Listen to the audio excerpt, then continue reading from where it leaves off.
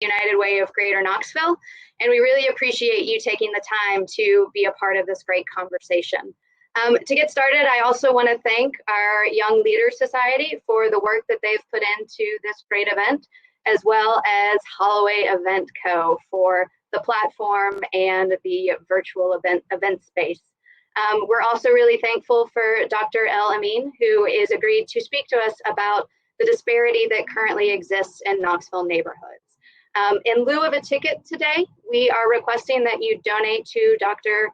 El Amin's nonprofit, The Bottom. There is a link on the table page where you can go to the bottom and donate to them. You know, the great conversation is just that. This is a conversation about the problems that are facing our community, but it is just the beginning. So it is my great pleasure to introduce Bridget Cleary with Discovery. She is the Events Committee Co-Chair for our Young Leaders Society, and she is going to present our speaker and get this great conversation started. Thank you, Burton. We're thrilled to welcome our keynote speaker for today's topic, Living Divided, Dr. Nkechi El Amin. Dr. El Amin is a researcher and cultural worker in Knoxville, Tennessee. She currently teaches at the University of Tennessee, Knoxville, where she earned a PhD in sociology. Her research exploring the link between race and place is focused on how racial practices shape Black places and how Black people, in turn, are involved in practices that define, contest, and reimagine places. For example, in her dissertation, she grapples with Black people's relationship to place within the context of urban Appalachia. Prior to her time at the University of Tennessee, Dr. El Amin completed her master's degree in Pan-African Studies at Syracuse University in Syracuse, New York, and her bachelor's degree in Psychology and Africana Studies at Agnes Scott College in Decatur, Georgia. Along with her work, she is a producer and co-host of the Black in Appalachia podcast, a collaboration between East Tennessee PBS and Public Radio Exchange that seeks to make visible the stories of Black people in and through the Appalachian region. She also founded The Bottom, a multi-use space in Knoxville with the mission of building community, celebrating culture, and engaging the creativity of the Black community in Knoxville.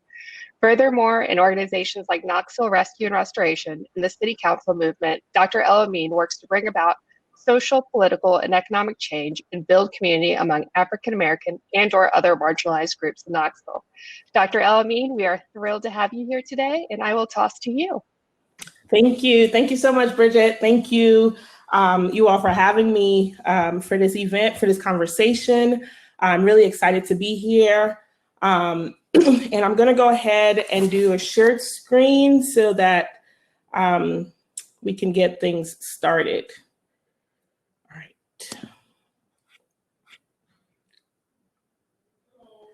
Let's see.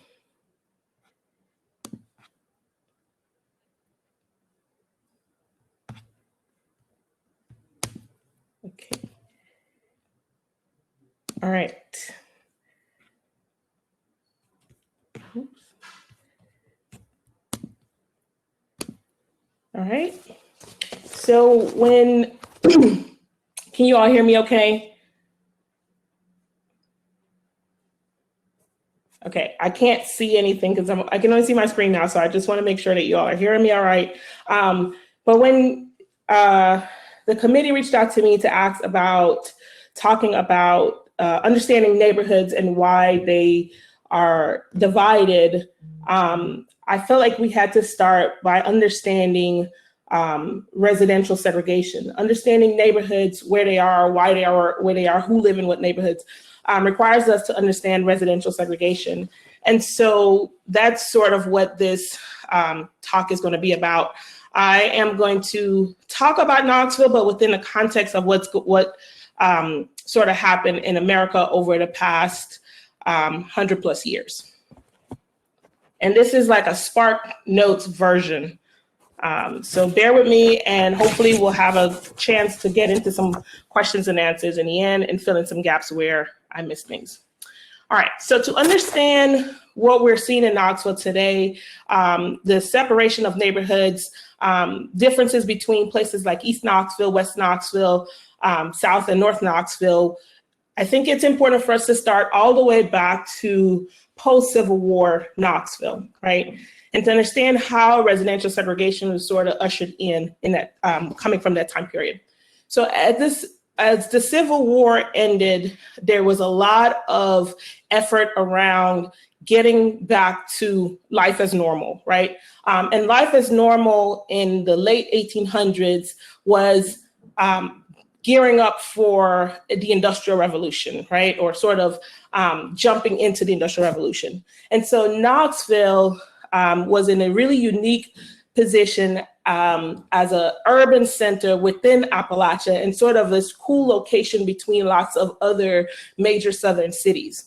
And so we saw that in the post-Civil War Knoxville and the end of the 1800s and early 1900s, we saw a manufacturing boom taking place in Knoxville, right? There were over 100 factories were built throughout the city. And with those factories, hundreds of thousands of people were drawn to the city. Okay, so Knoxville's population expanded. We're pulling people from the mountainous areas around Knoxville. We're also pulling a lot of immigrant workers, European immigrants who are coming to the United States for work. We're also pulling a lot of African Americans who are coming out of the Deep South and other places to a lot of urban centers to work, right? In Knoxville in 1860, the Black population, including enslaved people and free people, was about 752, which at that time was 20% of the city's population. Of course, when we're talking about Knoxville in the late 1800s, this is a very different Knoxville from Knoxville of today. The city looked a lot different. The map of Knoxville was much smaller than it is today, okay? By 1880, the Black population in Knoxville is 3,000 plus, right? So you see this population growing by several times. It's 1860 number. And at this time, Knoxville's Black population is about a third of the city's population. And being a third of the population, Black Knoxvillians had a sort of a place to really have political impact. So this was not an insignificant population, right? At this time, because people are coming primarily to take advantage of the employment opportunity that's happening in the city, we see employers and workers living together, right? In a lot of neighborhoods in Center City, and when we're thinking about Knoxville at this time, we're really thinking about Center City. The first 10 wards, and then there are a few outlying wards as well, but we're thinking about sort of central areas right now. And so we see neighborhoods like Mechanicsville. A lot of times we hear that Mechanicsville was the oldest African-American neighborhood in Knoxville, but Mechanicsville started out as a mixed neighborhood. There were lots of Black folks and white folks living in Mechanicsville. And the name Mechanicsville comes from the fact that we had a lot of mechanics, right? With these factories that are popping up, these are people that worked in the factories. So as time sort of progressed, with all of these factories, Knoxville is starting to really take on this sort of scruffy look, this scruffy description that we know today. It's grimy, it's sooty, it's coal-filled, right? And as people are sort of making their way to wealth, they're leaving the city, right? So we see the segregation by class as wealthier whites began to abandon the city, right? Start moving out into sort of the immediate suburbs of Knoxville. And of course, this leaves a lot of working class white folks as well as Black folks in the city. And over time, as white folks are able to access economic stability, they too would leave the city, right? And what we see is Black folks are moving more and more into the inner wards of the city, right? Black folks are moving from rural areas as well as outlying wards into the heart of Knoxville.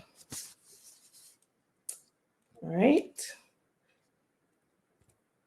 So this is an old map of Knoxville, and it's not the best, it's not very clear, but you can kind of see an outline of those wards that I mentioned earlier, right? So this is sort of the center of Knoxville. And if you see the Tennessee River right down there, it sort of gives you a place of reference as you think about where these places are located, right? So these are, I think, the first 9 wards of the city. And here is a breakdown of voters by those wards. Of course, this is not a complete description of the population at the time, but you can kind of get an idea of who's living in what areas or what wards of the city. And sort of you can see that mix that I was mentioning earlier, right? So if you look at wards 3, 5, 7, and 8, you see a sort of really mix between Black residents and white residents. And of course, this is just those who are registered to vote. So we don't have a full number on what the numbers look like in these wards. Okay, so as we move out of the 1800s and into the 1900s, those factories that popped up are starting to decline. So the manufacturing industry is starting to decline. Obviously, it didn't happen overnight, but we're starting to see the decline. And as a result of that decline, people are experiencing economic hardships, right? On top of this, we're entering into the period of the Great Depression, right? And of course, we know that during the Great Depression, everybody's affected by economic loss, right? But of course, in situations where everybody is affected, African Americans feel the hardest stressors as a result of this, right? So the government at the time, the Roosevelt government enacted the New Deal to sort of bring about relief to Americans, right? And one of the primary projects of the New Deal was the Public Works Administration. And really the goal of the Public Works Administration was to provide alleviation to the housing shortages that were experienced and housing loss that was experienced as a result of this economic decline, right?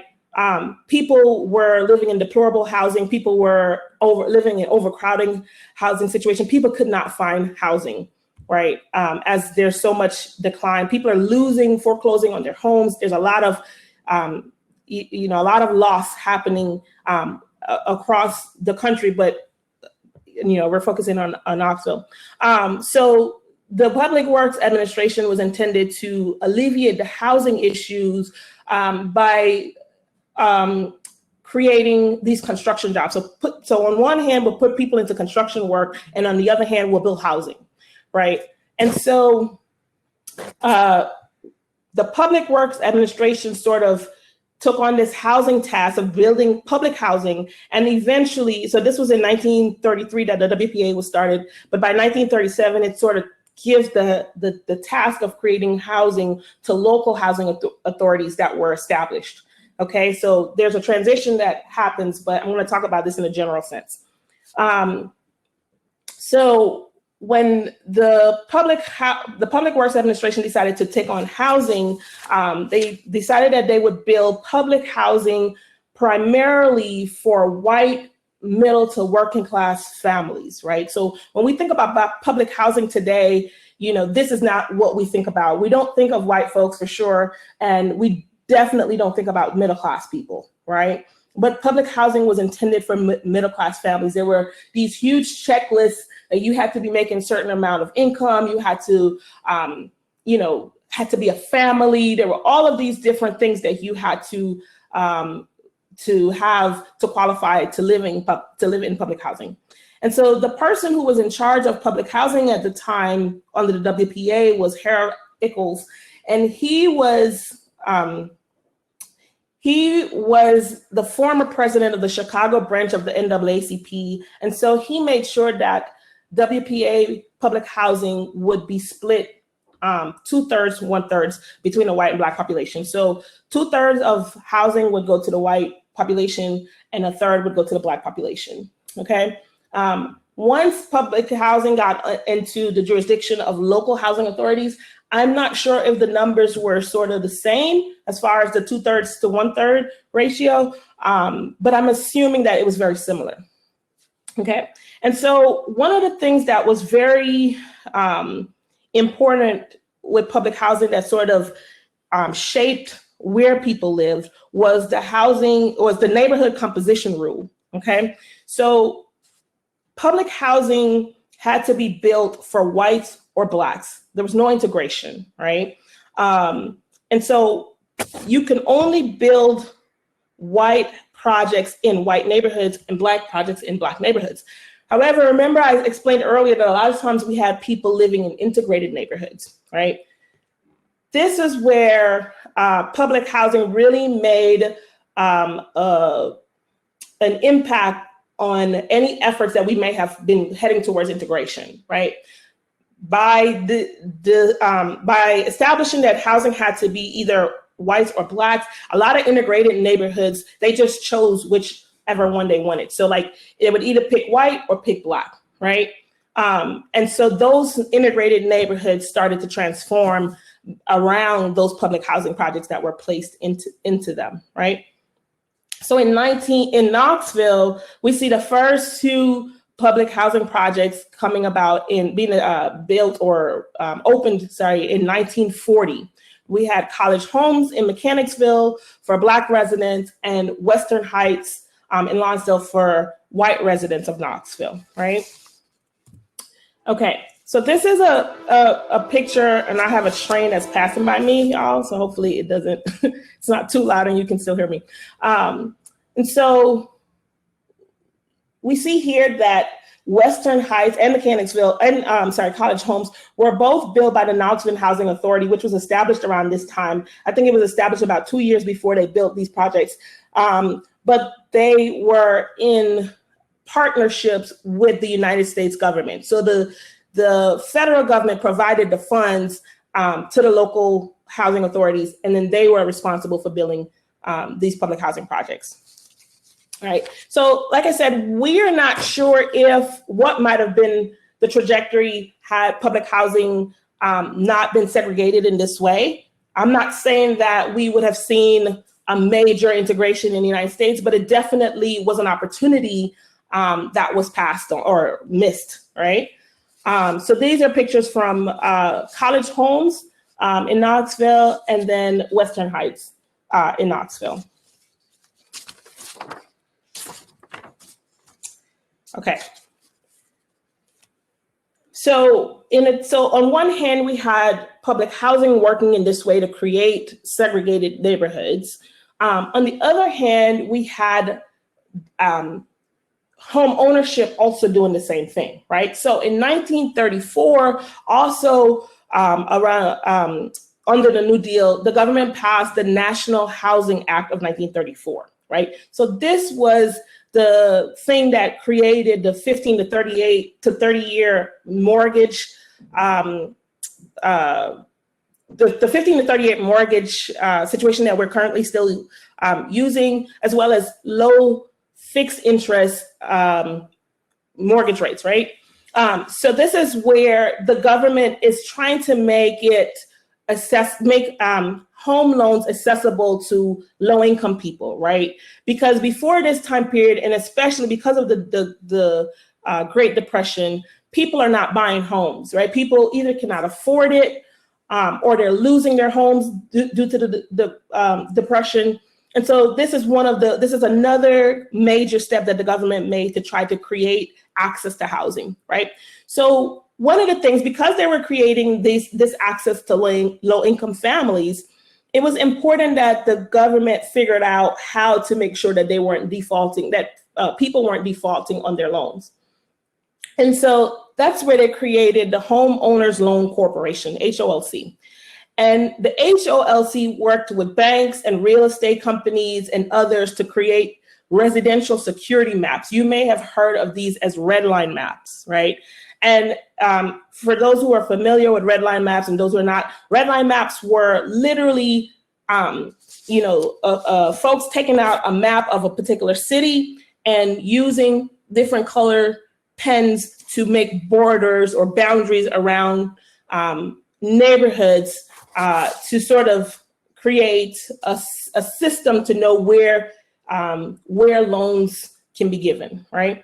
So green areas that were outlined in green were the best areas, right? These are places where the best, and I'm using air quotes, the best people live. And when we're talking about the best people, we're talking about in this time period, businessmen, white men, right? White folks, for sure.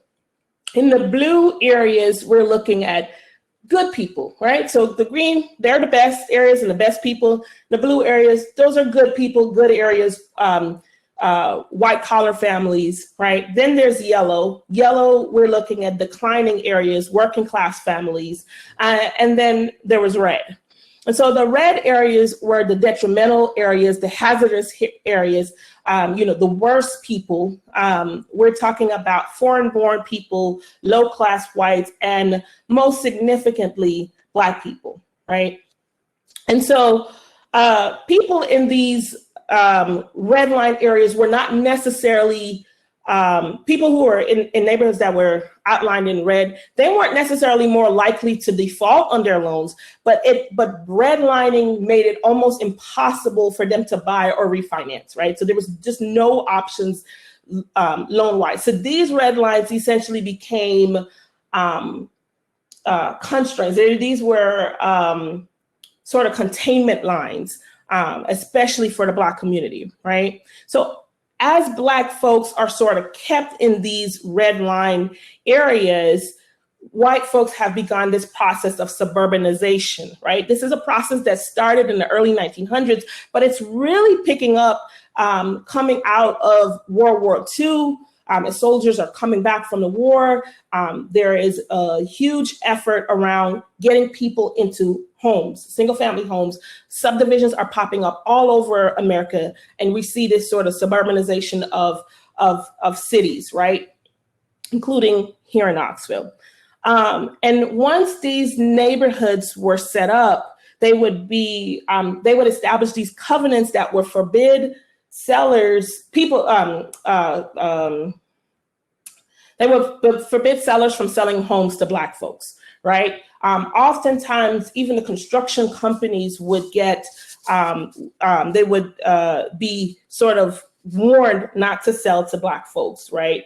Or individual landlords, they were warned not to sell to Black folks. And I'm sure many of you are familiar with A Raisin in the Sun, the play by Lorraine Hansberry, which she kind of outlines, give you like a real life understanding of what that looked like in this time period. But what I want to do for a quick moment is to show you all the red line maps of Knoxville. If you have not seen these maps before, they're really cool, and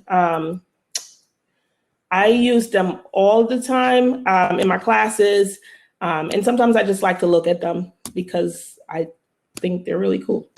All right, so let me pull up some red line maps just to give you an idea of what these maps look like and the descriptions that sort of accompany the areas. Okay, I was supposed to have this. Knoxville, okay, great. So if we zoom in on Knoxville,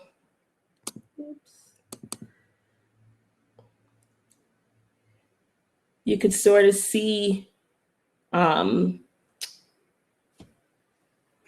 different color codes of the areas, right? So here again is our Tennessee River, and you can see the outlines of the areas, right? And the cool thing about red line maps is that they can still sort of predict what neighborhoods look like what, right, today. So right here, this is one of the African-American neighborhoods that was destroyed by urban renewal. And if you look at this description over on this side, over on the left of the screen, it'll tell you exactly why the area is redlining in the way it is, right?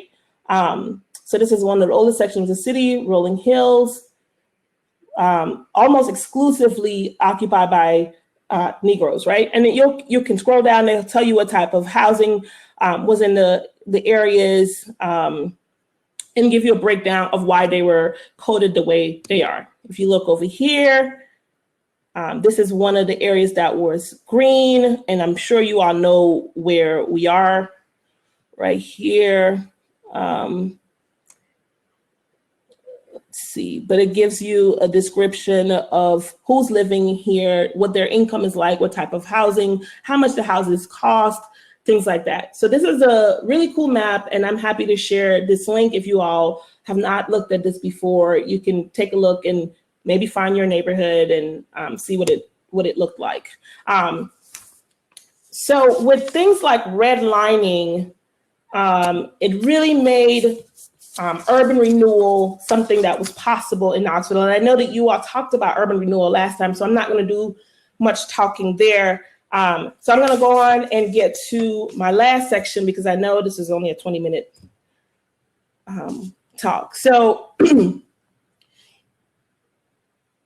in the wake of the civil rights movement and with the killing of Dr. Martin Luther King Jr., we saw the federal government pass the Fair Housing Act of 1968, right? And so the Fair Housing Act was pretty much a way for the government to legally end housing segregation, right? So, and encourage equal housing opportunity for all Americans. So prior to this act, prior to the Fair Housing Act of 1968, white residents received 98% of FHA loans, right? So these were almost exclusively for white folks, right?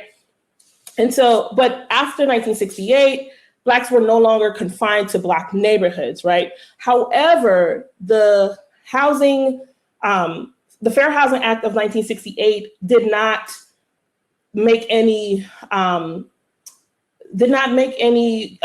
preparations for the damage that was already done, right? They didn't do anything to sort of undo what was done for the last 30, 40 years, right? The Fair Housing Act was very rarely enforced, right? So there will be violations and those violations would be ignored, right? And a lot of times local housing authorities were still able to benefit from federal funds for housing, even as they were violating the Fair Housing Act of 1968, right? Additionally, there have been new strategies for maintaining housing segregation. I like to tell my students about some research that Nicole Hannah-Jones did a few years ago. She studies education in America. And one of the things that she found in her research was that the time when we have seen the most gains in closing the achievement gap was when white kids and Black kids went to schools together, right? So when we were at our highest level of school integration, right? So we know that the solution to closing the achievement gap is for schools to be integrated, right? We also know that we have not been working towards that, right? Because since Brown versus Board of Education, there has been systematic steps to undo that ruling, right? And so to me, the bottom line there is that people, and particularly white people, do not want to live with Black people, because for schools to be integrated, neighborhoods have to be integrated, right? But the fact that we have worked through numerous legislation to undo the Brown versus Board ruling, to me, it's very telling of where we are as Americans, not wanting to head in that direction, right? So there've been all kinds of ways that housing segregation persists to today, right? One of the things that we see is the sort of use of neutral language in zoning policies, right? And zoning is something that we know that racial zoning was sort of outlawed years ago, but through the sort of neutral language, zoning laws and zoning policies allow for housing segregation to continue, right? So we'll see things, for example, like single family areas zoned for single family housing, right? And these are attempts to keep low cost housing such as apartments out of these areas, right? And we know, because of that history of of containment and Black folks being kept out of housing and opportunities to be homeowners, that a lot of times a lot of Black folks are renters, right? They're in apartments. So this is one sort of zoning policy that is used in this sort of tricky language neutral way to sort of keep the wrong people out of communities, right? Another example is we'll see tenant selection policies that exclude people who have had a criminal record, right? Again, we know that with the war on drugs and the history of mass incarceration in the United States, Black folks and other people of color have been criminalized under our criminal justice system. And so when we talk about a criminal record, we're talking about disproportionately affecting Black folks and people of color, right? Even with the algorithms that were sort of designed to alleviate or to get rid of these biases, we still see them sort of coming through, right? So algorithms are designed whereby exclusion factors are things like if a person has had, if a person's income, any of their income comes from public assistance, they're automatically moved out of the system, right? And these are algorithms for credit, for mortgages and things like that. Additionally, we see things like the use of punctuation or capitalization and spelling. These types of errors automatically exclude people from even being considered, right? And these are, of course, indicators of education, right? Or supposed indicators of education. Another thing that we see that I'm especially interested in is how safety is used as a tool for continuing housing segregation, right? We see Black neighborhoods, because Black people live in them and Black people are criminalized and stigmatized, Black neighborhoods also experience this stigmatization, right?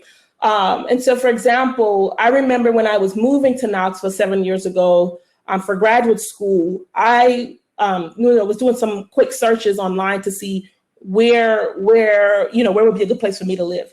And every single thing I saw at that time said, if you moving to Knoxville, you'll be fine. You should live anywhere but East Knoxville.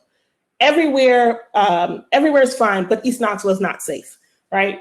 And that was sort of the language that was used. It was sort of not safe. Even when I came to campus to visit, people told me that. And I know that wasn't just my experience, because during my research, I also talked with people about that. And so I know that for Black folks who are of middle class background or, who are coming to Knoxville for work, you are automatically steered away from Black neighborhoods. And this, of course, if this is happening for Black folks, we know for sure it's happening to white folks, right? So people are steered away from Black neighborhoods with sort of this illusion or this idea that they're unsafe, right? And so that in itself perpetuates all of the disparities and the injustices that happen in these communities, because one, it's a complete removal of people of different income levels from certain areas, right? Also people who may have political status or sort of the things that would allow them to use their voice to advocate for change, right? So we see these systems just continue to perpetuate and to reproduce separation of housing between Black residents and white residents. And of course, like I said, this is a Spark Notes edition, so there's a lot more, there are a lot of nuances and a lot of things that we can go into in much more detail. And I'm happy to talk about all of these things, from urban renewal to the stigmatization of Black neighborhood, to gentrification that we're seeing currently, and of course, Black safety and Black political power in Black neighborhoods. But for the sake of time, I'll stop here and open up to Q&A, and then we can further take on the conversation.